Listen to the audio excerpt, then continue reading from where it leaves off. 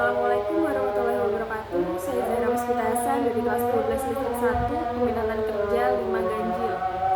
Di sini saya akan presentasi tugas bahasa Indonesia yang berjudul Peran Militer dalam Politik dan Ekonomi Orde Baru. Peran militer dalam politik dan Orde Baru. Peran tentara dalam pemerintahan baik di politik maupun sektor ekonomi. Setelah itu ada hubungan antara TNI dan bisnis serta dampaknya terhadap kebijakan ekonomi. Selanjutnya, 1. Pendahuluan, latar belakang. Latar belakangnya adalah penjelasan singkat tentang periode Orde Baru pada tahun 1966 sampai 1998 di bawah kepemimpinan Presiden Soeharto. Setelah itu ada kekuatan militer dalam struktur pemerintahan Orde Baru, yaitu militer sebagai pilar kekuasaan. TNI, Tentara Nasional Indonesia, memiliki kedudukan istimewa dalam pemerintahan dengan pengaruh yang besar terhadap kebijakan politik dan ekonomi. Memiliki konsep duifungsi TNI, di mana militer tidak hanya bertanggung jawab pada pertahanan negara, tetapi juga berperan dalam kehidupan politik dan sosial. Ketiga, ada peran militer dalam politik Orde Baru. Banyak pejabat tinggi dan perwira tinggi yang menduduki posisi strategis dalam pemerintahan di kabinet manapun lembaga negara lainnya. TNI terlibat dalam proses pengambilan keputusan politis seperti pembatasan kebebasan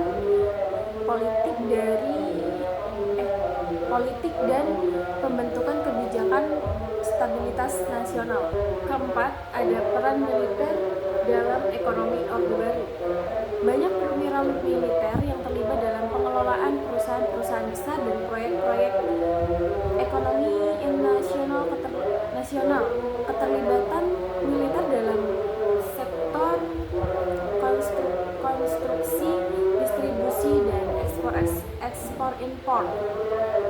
TNI berperan aktif dalam proyek-proyek pembangunan infrastruktur besar seperti pembangunan jalan, jembatan, fasilitas publik. Setelah itu, yang kelima, dampak peran militer terhadap ekonomi dan politik.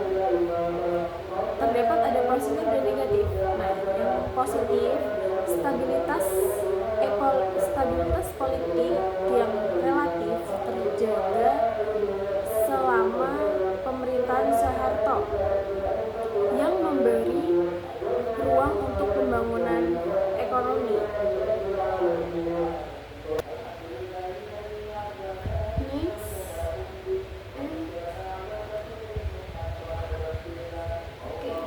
Dampak negatifnya yaitu pemburukan terhadap transparansi pemerintahan dan pemberantasan korupsi karena banyaknya pejabat militer yang terlibat dalam praktik KKN, korupsi, kolusi, nepotisme. Setelah itu terbentuknya sistem ekonomi yang sangat bergantung pada kelompok-kelompok yang seringkali dekat dengan militer dan pemerintahan. Next, yang keenam ada krisis ekonomi 1997 sampai 1998 dan dampaknya terhadap militer. Keterlibatan militer dalam menghadapi krisis ekonomi Asia 1997 sampai 1998 yang menyebabkan jatuhnya pemerintahan Soeharto. Ketegangan antara TNI dan masyarakat serta tuntutan reformasi politik yang mencakup pengurangan peran militer dalam kehidupan politik dan ekonomi. Ketujuh, ada kesimpulan. Peran sentral militer dalam Orde Baru.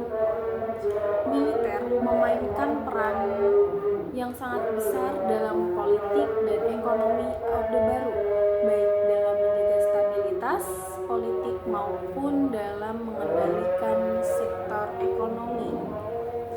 Dalam dampaknya, meskipun stabilitas tercapai dalam jangka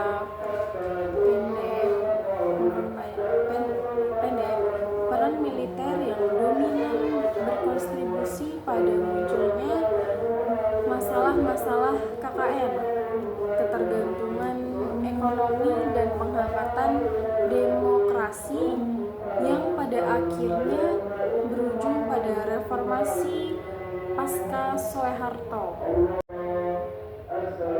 Oke, selanjutnya ada relevansi pasca Orde Baru.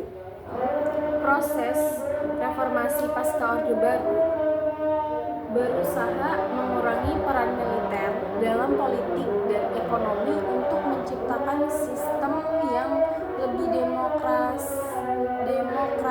demokratis dan transparan. Sebelum saya akhiri, saya melihat terdapat ada kata-kata, mengejar impian itu bukan seperti pesawat yang sekali terbang langsung sampai di tujuan. Tidak ada kesuksesan yang instan. Semua butuh proses dan usaha yang mahal. Sekian presentasi dari saya, kurang lebihnya mohon maaf. Wassalamualaikum warahmatullahi wabarakatuh.